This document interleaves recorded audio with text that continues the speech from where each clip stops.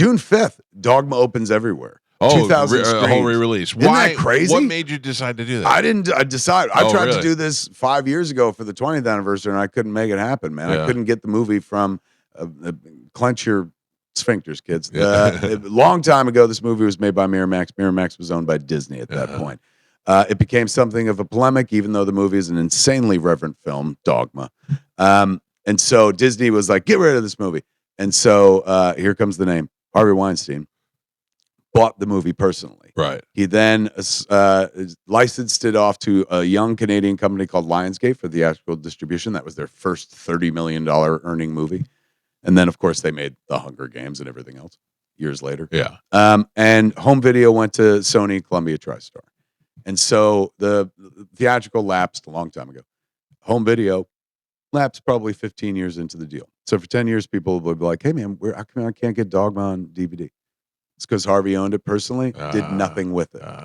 Then I would write, I left the Weinstein Company in 2008.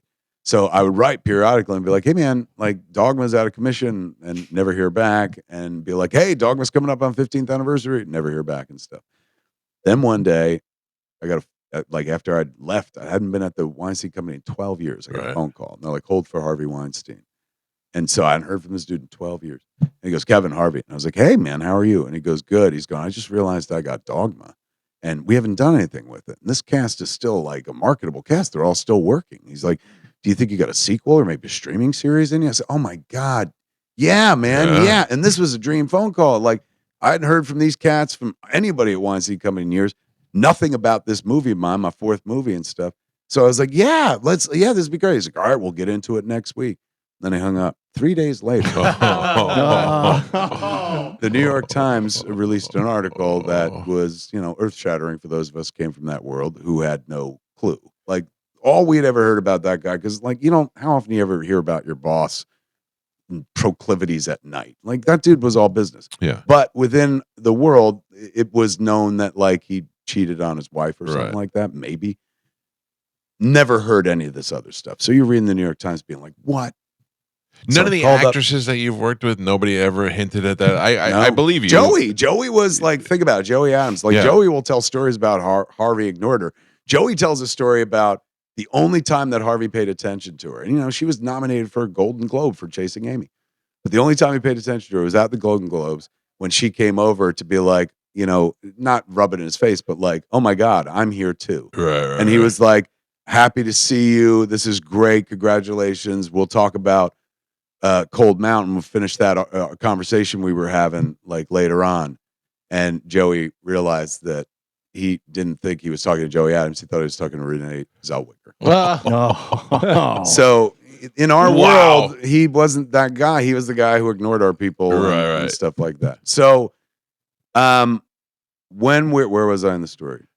I'm still 3 days later. The New York Times. So I talked to my friend John Gordon, who also worked at Miramax, and I was like, "Oh my God, this is crazy! Like, did you know?" He's like, "No, I didn't know." Did you know? I was like, "I never heard anything."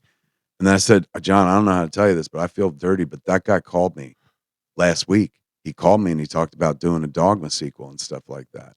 And John goes, "Kevin, he was calling to see if you were one of the New York Times sources." Since you answered the phone, he knew you weren't one. And so he said some stuff you would want to hear about Dogma and got off the phone. If you hadn't answered the phone, he would have suspected you were one of the sources. Wow. Now, in terms of egregious things that Harvey Weinstein has done, this is way on the bottom of the list.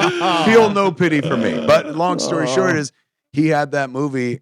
Even when he went through his legal troubles, I don't know if anybody knows, but he went through some legal troubles, went to jail. Yeah. So a few years ago for the 20th or whatever it was, I was trying to get the movie back. So I wrote like a very heartfelt letter to a convicted rapist to be like, hey man, you own one of my movies. You've made many. I haven't made that many. And this one's tied in with my childhood faith. Catholicism's tied in with my dead father. So can you sell it to me? And I offered $250,000. Got a letter back from the lawyer going, absolutely not. Wrote another letter, pulled together all the resources I could, and was going to have to shutter Jay and Silent Bob's Secret Stash, but offered $500,000. Right. Was told by the lawyer no.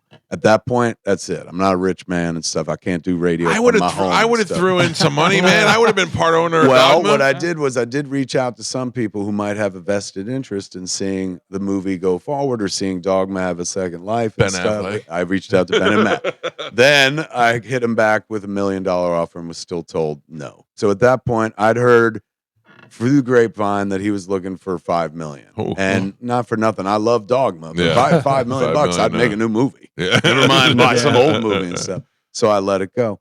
Then recently, this wonderful woman, Alessandra, like called up 8 months ago and she's like, "Hi, we have Dogma." And I was like, "What do you mean you have Dogma?" She's like, "We bought a tranche of movies from Harvey. He's going through more legal stuff. He's going back into the courts. So he needed more money. So he liquidated any assets he had left. He had a tranche of a couple films, 10 movies. So, a few of them were karate movies he bought in the wake of Kill Bill. Right. One of them was Larry Clark's movie Kids, Rosario Dawson's first movie, which that was the first movie that they had to get rid of under the Disney deal. So they bought it themselves and released it through a company called Shining Excalibur.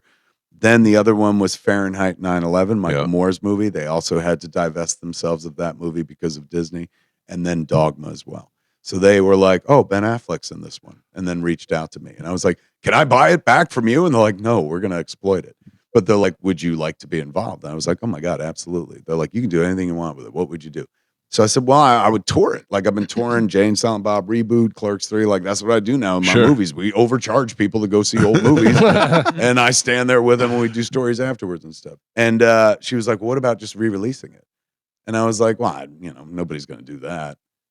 She made a deal like with AMC theaters, man. That's why like all this tour has been through all AMC theaters and then is going to come out on June 5th. I'm like 2,000 screens, man. But beyond AMC's, other theaters signing up and stuff. This woman made it all happen, dude. And I asked her, like, it's crazy. She never told me anything. Like about, what was it, 8 weeks ago, she was going, "Hey, I got a short film in the Beverly Hills Film Festival." And I was like, "Beverly Hills, that's like 15 minutes away." But she's like, "It's down the street at Groman's Chinese Theater." And that's literally down the street from my house. So I was like, "Oh, I'll go." Yeah. So I go down to watch the short film and it's good. And I was like, "Hey, we got a film festival at my movie theater, Smod Castle Cinemas in Jersey. Why don't you send me a link? We'll program it in the fest." And she goes, "Oh, great. My mom could see it." And I was like, "Oh, does your mom live in New York or something?" She goes, "No, my mom lives across the street from your movie theater." And I was like, "We've been working together 6 months. This is the first time you thought to mention that?" She goes, "I don't want to creep you out." I was like, "Too late." And she goes, "Well, this is my creep you out more." She's going, "Jay and Silent Bob's Secret Stash?" I was like, "Yeah, very well." She's like, "I worked at Coco Paris right next door." I was like, "Who are you?" Yeah. And then she told me the story. At age 10, she saw Dogma. Her mom let her watch Dogma and she fell in love with the movie. She didn't understand half of it, but she kept watching it and watched it over and over again. It was her favorite flick. Then she went on and had a life. She was an actress and stuff and a producer and like a mover and a shaker in a business. She was sitting around. And brought it all back to her. She was sitting around watching like YouTube and she saw me doing an interview, tell that same story about trying to get Dogma back. And she was like, "Oh, he needs help." Literally got involved, made it all happen. So she just saw you say she convinced somebody to buy that tranche of films away from that dude, sold off all the movies just to hold on to Dogma, just to bring it out into the world again. It was her dream. That is amazing. I couldn't make it happen. I tried to make this happen. Right. Connections, used Ben and Matt. And I made the movie. This amazing miracle woman made it all happen. And so she resubmitted the movie to Cannes, to the film festival, and we got in. So we're going back May 22nd.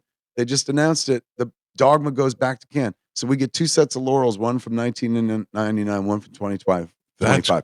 All because take everything away. All because a fan of the film was like, other people should see this.